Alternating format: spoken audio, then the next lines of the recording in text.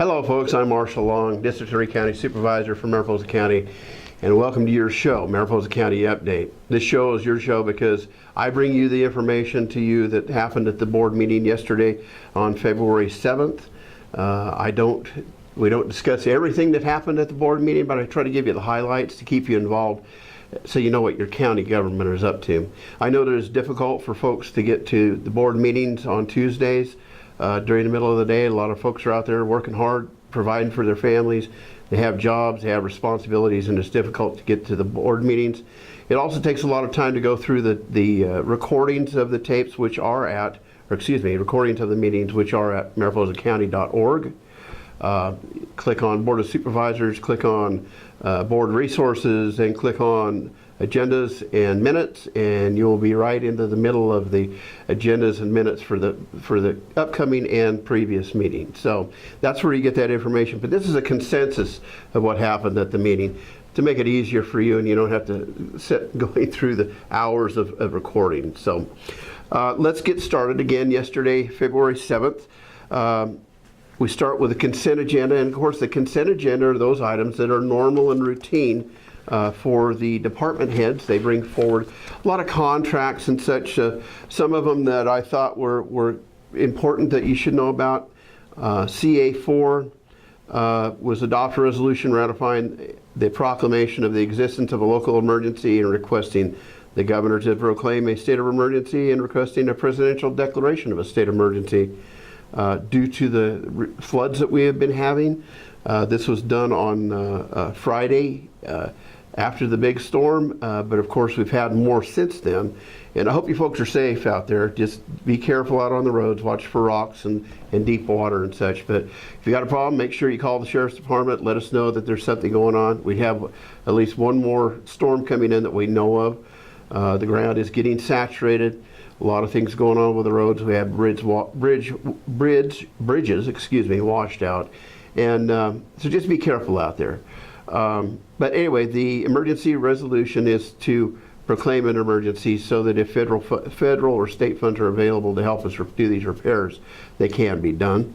CA5, approve an agreement with Blue Ridge Services Incorporated to provide tree mortality operations management services in an amount to not exceed $160,000. They will be the administrators for our tree mortality issues in Mariposa County.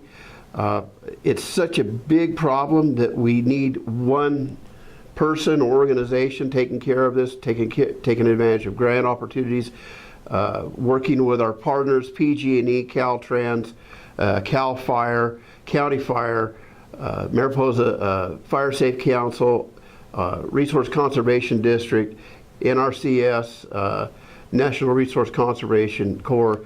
All of these organizations are working on the tree mortality issue.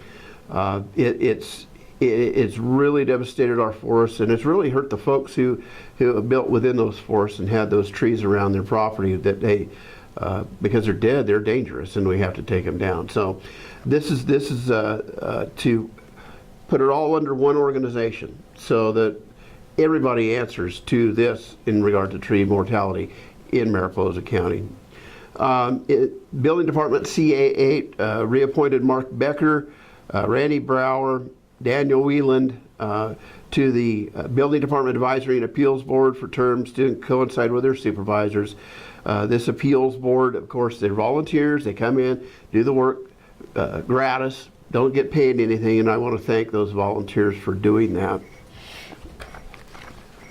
CA11, we are doing a reorg in the county clerk's office, not county clerk, clerk of the board's office to make it more efficient. And actually what we're doing is we're creating positions that are deputy clerks so that there's a chain of succession there. So it's going to make it more efficient in the clerk of the board's office, and also doing the same thing in the human services. They're still doing reorganizations there to try and get everything straightened out. Of course, you know, human services several years ago came from many different places in the county to one big building. There were some problems there. Of course, we have a great Executive Director of Human Services, Siobhan Katari, and she's working very diligently to get that operation working smoothly as possible. And we thank them all for their efforts. The Sheriff's Department brought forth an item, that was CA-16, approve a 13-month professional service agreement with Preparative Consulting in the not-to-exceed amount of $50,000 to prepare a current and comprehensive Mariposa County Emergency Operations Plan. Our old plan is quite dated and does need to be updated, in particular to match up with current codes and such. So that's something else that's going on. And moving on to board recognitions, of course, we approved a certificate of appreciation to Karen Cutter for her community support to the Chamber of Commerce. Karen and her sister did yeoman's work a couple of years ago when the Chamber Executive Director moved on. They had to jump in place to keep the Chamber going, and they did. And the Board of Directors of the Chamber, they did a great job. And she's retired from the board. She's going to go back to hopefully doing lots of embroidery and with her own business. So we just wanted to recognize Karen for all of her work. And we also proclaimed the month of February 2017 as Teen Dating, Violence Awareness and Prevention Month. That was through Mountain Crisis Center, Crisis Services. It's to recognize that there is teen dating violence out there, and we want to recognize it and we want to stop it. And the only way to really stop it is to be aware of it. So I appreciate Mountain Crisis Services for bringing that forward. Moving on to the Local Transportation Commission. From Public Works, we authorized the purchase of 175-passenger propane-powered school bus on behalf of Sierra Foothill Charter School for the not-to-exceed bid amount of $123,000. Excuse me. This is something that Public Works has been working on for over 2 years because of the changes in management at Public Works. This was put off and put off and put off, but it's finally got done. What it's doing is we are using funds that are available for clean air vehicles, and whenever we can, we replace buses or county equipment with vehicles that run on cleaner fuels. So this is a great help to Sierra Foothill Charter School. It's a lot safer and a lot healthier for the students to be riding in that bus, and it helps keep our air clean. On the regular agenda items, we approved the implementation of Mariposa County Supervisory and Leadership Academy for an 18-month period. What we've done is we have hired an organization to come in and train our supervisors in management in supervisory skills and leadership skills.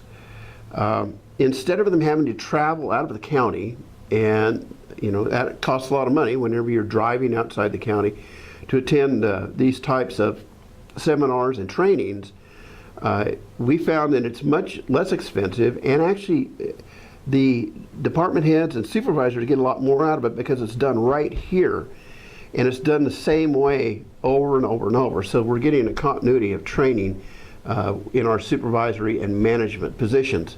And the cost, yes, it's $6,000, but it's well worth it because in the long run we will save a lot more money and have better trained employees. We also had a presentation from the County Council in regard to the Brown Act. Recently, it was found that 3 supervisors, by attending the same public meeting, violated the Brown Act. Now, the Ralph M. Brown Act is the Open Meetings Act.